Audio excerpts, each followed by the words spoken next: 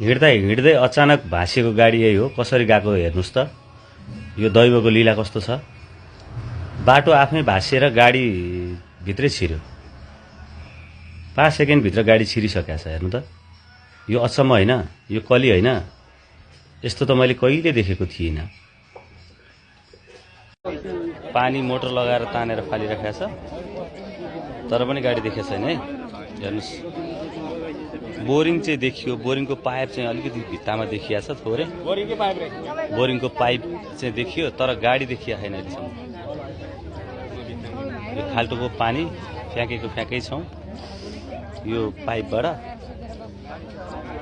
तर देखिएको छैन गाडी। धेरै तल छ गाडी। शुक्रबार दिउँसो कसैको गाडी अहिलेसम्म निकाल्न सकिएको छैन।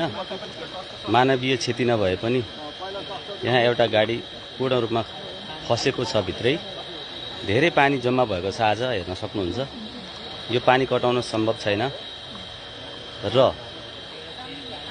स्थानीय सरकारहरू पनि आएर हेरेर जानुभएको छ। नगरपालिका हेटौँडाबाट उहाँलाई यो गाडी सञ्चालकलाई केही राहत दिने कुरा पनि गर्नुभएको छ भन्ने सुन्नमा आएको छ। तपाईहरुलाई यो मैले जानकारी छोटो राख्नको लागि यो भिडियो बनाएको थिएँ। धन्यवाद। उडेर रुखमा गएर उडेर म एक्लै छु। उडेर एक्लै त्यहाँ हुनुहुन्छ? यो त गाडी त 3 भर्दाङ खादेको त्यही माथि रुखमै। माइ गॉड, यो त अचम्म। कसरी बचे म? उडेर रुखमा गएर उडेर म एक्लै छु। उडेर एक्लै त्यहाँ हुनुहुन्छ?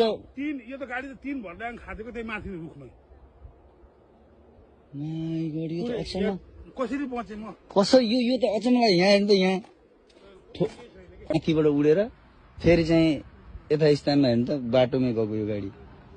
प्रशासनबाट नै आइसक्नु भएको छ। त्यहाँबाट माथि छ। मैले हैन, आफै हो।